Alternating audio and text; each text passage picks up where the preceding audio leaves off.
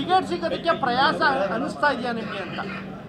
ನನ್ನನ್ನು ನೋಡಿದರೆ ನಿಮಗೆ ಅನ್ನಿಸ್ತಾ ಇದೆಯಾ? ನಾನು ಪ್ರತಿನಿತ್ಯನೂ ಕೂಡ ಒಂದಲ್ಲ ಒಂದು ಕಾರ್ಯಕ್ರಮದಲ್ಲಿ ಒಂದೊಂದು ಯೋಜನೆಗಳ ಉದ್ಘಾಟನೆಯಲ್ಲಿ ಭಾಗಿಯಾಗಿದ್ದೀನಿ.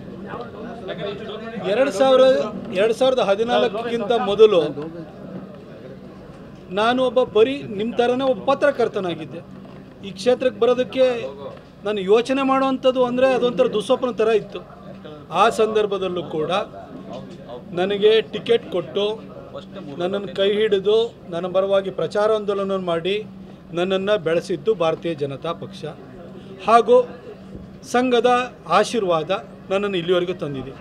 ಹಾಗೆ ನಾನು ಚುನಾವಣೆಗೆ ಹೋಗುವಂಥ ಸಂದರ್ಭದಲ್ಲಿ ಮೋದಿಯವರ ಫೋಟೋ ಇಟ್ಕೊಂಡು ದೇಶಕ್ಕೆ ಮೋದಿಜಿಯವರು ಪ್ರಧಾನಿ ಆಗಬೇಕು, ಮೋದಿಜಿಯವ್ರಿಗೆ ಅವ್ರು ಪ್ರಧಾನಿ ಆಗಬೇಕು ಅಂದರೆ ಮೈಸೂರಿಂದಲೂ ಒಬ್ರು ಕೈ ಎತ್ತಬೇಕು, ಅದಕ್ಕೆ ನನಗೆ ಆಶೀರ್ವಾದ ಮಾಡಿ ಅಂತ ನಾನು ಜನರ ಹತ್ರ ಹೋಗಿದ್ದೆ. ಜನ ಆಶೀರ್ವಾದ ಮಾಡಿ 2014ರಲ್ಲಿ ಗೆಲ್ಲಿಸಿದರು.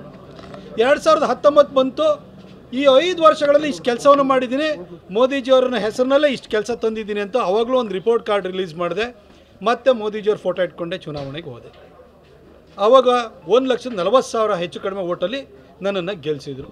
ಈಗ 2024 ಬಂದಿದೆ. ಇವತ್ತು ಮೈಸೂರಿಗೆ 2014 ನಂತರ ಮೋದಿಜಿಯವರು ಕೊಟ್ಟಿರುವಂಥ 12ನೇ ಟ್ರೈನನ್ನು ಉದ್ಘಾಟನೆ ಮಾಡಿದ್ದೀನಿ. ನಾಳೆ 13ನೇ ಟ್ರೈನು ಬರುತ್ತೆ. ನಾಳೆ ಮತ್ತು ಇನ್ಲ್ಯಾಂಡ್ ಕಂಟೈನರ್ ಡಿಪೋನು ಕೂಡ ಕರ್ನಾಟಕದ 2ನೇ goods terminal, railway goods terminal ಕೂಡ ಉದ್ಘಾಟನೆ ಮಾಡ್ತೀನಿ. ಅದಕ್ಕೆ ಭಾಳ ಶ್ರಮಪಟ್ಟು ಅದನ್ನು ತೊಗೊಂಬಂದಿದ್ದೀನಿ.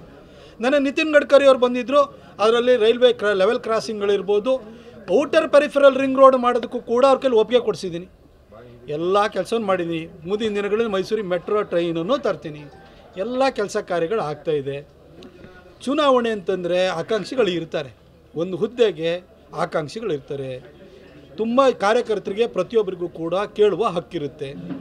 ಅಂತಿಮವಾಗಿ ನಮ್ಮ ರಾಜ್ಯ ನಾಯಕರು, ನಮ್ಮ ಯಡಿಯೂರಪ್ಪ ಸಾಹೇಬರು, ರಾಜ್ಯಾಧ್ಯಕ್ಷರು, ನಮ್ಮ ಹಿರಿಯ ನಾಯಕರು, ಸಂಘದ ಅಭಿಪ್ರಾಯ ಹಾಗೂ ಕೇಂದ್ರದಲ್ಲಿರುವಂತಹ ಮೋದಿಜಿ, ಸೆಂಟ್ರಲ್ ಎಲೆಕ್ಷನ್ ಕಮಿಟಿ ಎಲ್ಲರೂ ಕೂಡ ನಮ್ಮ ಪರ್ಫಾರ್ಮೆನ್ಸನ್ನು ಇವ್ಯಾಲ್ಯೂಯೇಷನ್ ಮಾಡಿ ಒಳ್ಳೆ ಕೆಲಸ ಮಾಡಿದ್ದೀವ ಬರೀ ಅಥವಾ ಹೆಸರು ಹೇಳ್ಕೊಂಡೆ ನಾವು ಸುಮ್ಮನೆ ಓಡಾಡ್ತಿದ್ದೀವ ಅಂತಲೂ ನೋಡ್ತಾರೆ.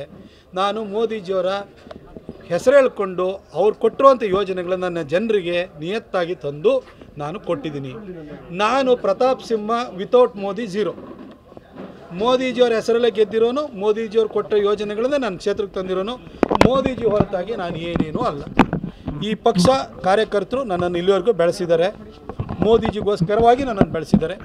ಈ ಪಕ್ಷದ ವಿಶ್ವಾಸ ನನ್ನ ಮೇಲಿದೆ ಅಂತ ನನಗೆ ಖಚಿತವಾಗಿ ಗೊತ್ತಿದೆ. ಆದಷ್ಟು ಬೇಗ ಒಳ್ಳೆಯ ಸುದ್ದಿಯನ್ನು ನಮ್ಮ ಕೇಂದ್ರದ ನಾಯಕರು, ರಾಜ್ಯದ ನಾಯಕರು ಕೊಟ್ಟು ನನಗೆ ಮತ್ತೊಂದು ಅವಕಾಶವನ್ನು ಮಾಡಿಕೊಡ್ತಾರೆ ಅಂತ ವಿಶ್ವಾಸ ಇದೆ. ನಮ್ಮ ಪ್ರಧಾನಿ ಅವರಿಗೆ ಅವರ ಬಗ್ಗೆ ಪುಸ್ತಕನೂ ಬರೆದವನು ನಾನು. ಅವರಿಗೆ ನನ್ನ ಬಗ್ಗೆನೂ ಅರಿವಿದೆ. ಖಂಡಿತ ಅವ್ರು ನನಗೆ ಆಶೀರ್ವಾದ ಮಾಡ್ತಾರೆ ಅಂತ ಚುನಾವಣೆಯ ಸಂದರ್ಭದಲ್ಲಿ ಈ ಥರ ಒಂದು ಬಾರಿ ಯಾಕೆ ಆ ಥರ ಅನುಮಾನಗಳಂತ ಕಳಸರಿನೂ ಇರುತ್ತೆ, ಪ್ರತಿ ಚುನಾವಣೆಯಲ್ಲೂ ಇರುತ್ತೆ. ಈ ಕಾಂಗ್ರೆಸ್ನಲ್ಲಿ ನೋಡಿ ಯಾರೂ ಇಲ್ಲ ಇವಾಗ, ಆದರೂ ಅಲ್ಲೇ ಎಷ್ಟು ಹೊಡೆದಾಟ ನಡೀತಾ ಇದೆ. ಅಲ್ಲಿ ಸೋಲುವ ಟಿಕೆಟಿಗೋಸ್ಕರನೇ ಹೊಡೆದಾಟ ನಡೀತಿ. ಗೆಲ್ಲುವ ಕ್ಷೇತ್ರದಲ್ಲಿ ಎಲ್ಲ ರೀತಿಯ ಆಕಾಂಕ್ಷಿಗಳು ಇರ್ತಾರೆ. ಆದರೆ ಪಕ್ಷ ತೀರ್ಮಾನ ಮಾಡುತ್ತೆ. ಪಕ್ಷ ತೀರ್ಮಾನಕ್ಕೆ ನಾವೆಲ್ಲರೂ ಬದ್ಧರಾಗಿರಬೇಕಾಗುತ್ತೆ.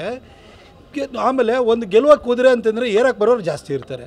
ಅದಕ್ಕೋಸ್ಕರ ನೀವು ಇದನ್ನು ಏನೋ ಆತಂಕ ಆಗಿದೆ ಆ ಥರ ಅಂತ ಅಂದ್ಕೊಳ್ಬೇಡಿ. ಮೈಸೂರಿನಲ್ಲಿ BJP ಗೆಲ್ಲುವ ಒಂದು ಸ್ಥಿತಿಯನ್ನು ಮೋದಿಜಿಯವರ ಯೋಜನೆಗಳ ಮುಖಾಂತರವಾಗಿ ನಾನು ಮಾಡಿದ್ದೀನಿ. ಅದು ಕಾರ್ಯಕರ್ತರು ರೆಕಗ್ನೈಸ್ ಮಾಡಿದ್ದಾರೆ. ನನ್ನ ನಿತಿನ್ ಗಡ್ಕರಿ ಅವರ ಕಾರ್ಯಕ್ರಮಕ್ಕೆ ಬಂದಾಗ ಕಾರ್ಯಕರ್ತರು ನನಗೆ ತೋರಿದಂಥ ಪ್ರೀತಿಯನ್ನು ನೋಡಿದಾಗ ನಿಮಗೂ ಕೂಡ ಗೊತ್ತಾಗಿರುತ್ತೆ. ಇವತ್ತು ಕೊಡಗು ಮೈಸೂರಿನಲ್ಲಿ ಅಭಿವೃದ್ಧಿ ಕಾರ್ಯಗಳ ಮುಖಾಂತರವಾಗಿ ಇದನ್ನು BJPಯ ಭದ್ರಕೋಟೆಯಾಗಿ ನಾನು ಮಾಡಿದ್ದೀನಿ.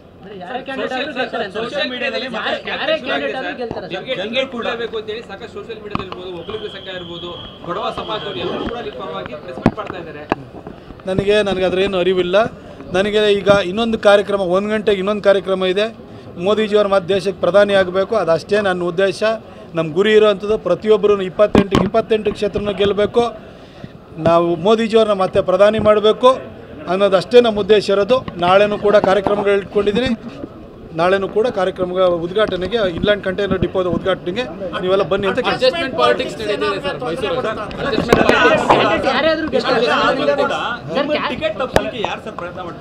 ನನಗೆ ಯಾರು ಹೇಳಿ, ನಾನು ಆ ಥರ ಯಾವತ್ತೂ ಹೇಳಿಲ್ಲ.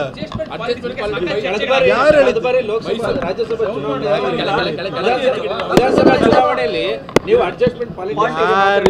ನೋಡಿಲಿ, ಒಂದು ನಿಮಿಷ ನಾನು ಹೇಳಿದ್ದೀನಿ ನಿಮಗೆ, ಕೇಳುವಷ್ಟು ಸ್ಪಷ್ಟವಾಗಿ ಹೇಳಿದ್ದೀನಿ. ನೀವೇನೇ ಕೇಳಿದ್ರು ನಾನು ಉತ್ತರ ಇಷ್ಟೇ. ನಮ್ಮ ಮೋದಿಯವರ ಹೆಸರಲ್ಲಿ ಗೆದ್ದಿರೋನು, ಮೊದಲನೇ ಸರಿ ಗೆದ್ದಿದ್ದು ಮೋದಿಯವರ ಹೆಸರಲ್ಲೇ, ಎರಡನೇ ಸರಿ ಗೆದ್ದಿದ್ದು ಮೋದಿ ಹೆಸರಿನಲ್ಲೇ, ಮೂರನೇ ಸರಿನೂ ಕೂಡ ಮೋದಿಯವರ ಹೆಸರಿನಲ್ಲೇ ಗೆಲ್ಲೋನು. ಮೋದಿಜಿಯವರು ಎಲ್ಲ ಅಂಶಗಳನ್ನು ಪರಿಗಣನೆ ತೆಗೆದುಕೊಂಡು ಅವ್ರ ನಿರ್ಧಾರ ತೆಗೆದುಕೊಳ್ತಾರೆ. ಅವ್ರ ಹೆಸರಿನಲ್ಲಿ ಗೆದ್ದವನು ನಾನೇ ಊರಿಗೆಲ್ಲ ಪಟೇಲ ಅಂತ ಹೇಳೋಕ್ಕಾಗಲ್ಲ. ಅವ್ರ ಹೆಸರು ನೋಡಿ, ನಮ್ಮ ಪಾಲಿಗೆ, ನಮ್ಮ ಪಕ್ಷದ ಪಾಲಿಗೆ ಮೋದಿಜಿ ದೇವರಿದ್ದಂಗೆ. ಮೈಸೂರಿಗೆ ಅಧಿದೇವತೆ ಚಾಮುಂಡೇಶ್ವರಿ, ಕಾವೇರಿ ತಾಯಿ, ಮೋದಿಜಿ ಎಲ್ಲರ ಆಶೀರ್ವಾದ ನನ್ನ ಮೇಲೆ ಇರುತ್ತೆ ಅನ್ನೋ ವಿಶ್ವಾಸ. ಕ್ಷೇತ್ರದಲ್ಲಿ ಯಾರೇ ಕ್ಯಾಂಡಿಡೇಟ್ ಆದ್ರೂ ಗೆಲ್ತಾರ ಸರ್?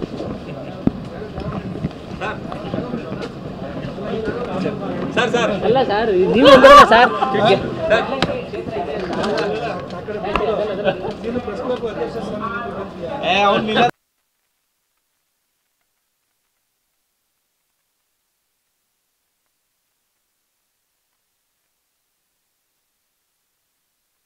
ಹೆಚ್ಚಿನ ವಿಡಿಯೋಗಳಿಗೆ ಪ್ರತಿಧ್ವನಿ ಯೂಟ್ಯೂಬ್ ಚಾನೆಲ್ ಸಬ್ಸ್ಕ್ರೈಬ್ ಮಾಡಿ, ಬೆಲ್ ಐಕಾನ್ ಕ್ಲಿಕ್ ಮಾಡಿ.